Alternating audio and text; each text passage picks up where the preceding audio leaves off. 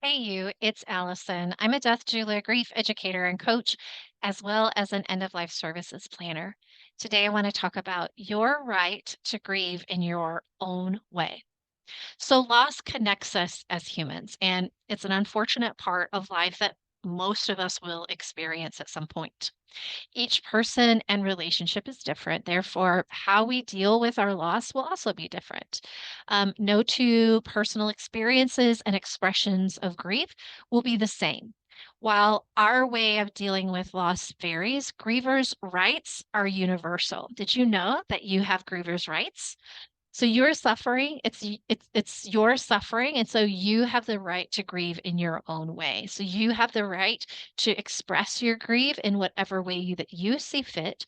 And it's important to remind yourself of this regularly, right? Particularly if you feel pressure to behave a certain way or become too concerned with how you should be feeling. While there's no right way to grieve, there is no quick fix. And so identifying your unique physical, maybe spiritual and emotional needs will help you exercise your right to grieve in ways that meets those needs. And so there's 4 steps to this. The first is identifying your needs. So, in this step, you will think about your needs as someone who is grieving. We grieve in different ways, and our needs are unique to our circumstances. Some people may need to talk about their loss, while others need to just feel less pressure to move on. And it's important to be really honest with yourself as you consider your needs. Only you know what is truly right for you. Take some time to think about your emotional and physical needs as someone who is grieving a loss. And when you feel ready, maybe creating like journaling this down, what your needs are. And so here are a couple of examples that you could consider as needs. Maybe your need is to make sure that you take breaks from grief to recharge and experience something good for a moment. Or maybe your need is like, I need to grieve at my own pace and in my own time. Maybe your need is like, I'm an external processor, so I need to talk about my experience. Or perhaps it's the need to be more tolerant of your physical and emotional limits. So, step number 2 is identifying what your rights are.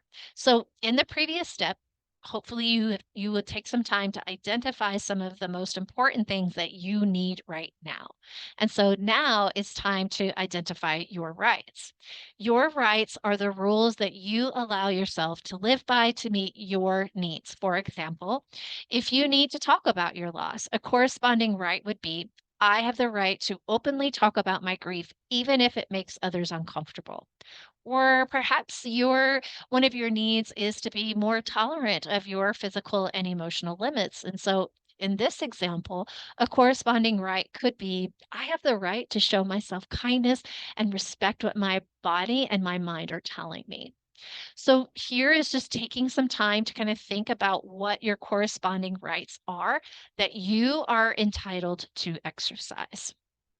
And so that might look something like if you have so your need would be I have the right to take breaks from grief to recharge and experience something good for a moment.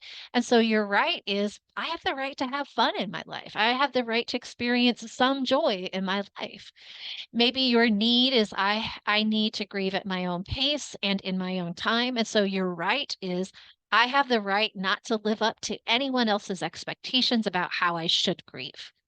Maybe your need is I need to talk about my experience. And so your right is I have the right to talk about my loss without worrying about making other people uncomfortable.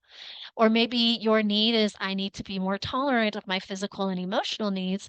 And I mentioned this earlier is that you have the right to show yourself kindness and generosity and self compassion and respect what your body and your mind is telling you.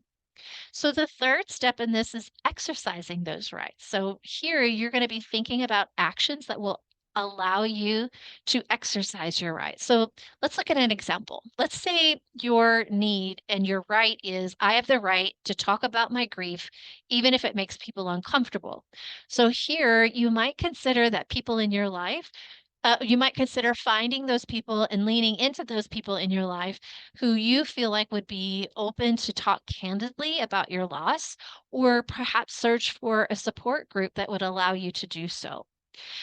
Another would be, the need to get rest while I'm grieving, and so you're right, is I have the right to show myself kindness and respect to my body and mind, and so here you might permit yourself to actually take a nap or rest when you need to without self-judgment.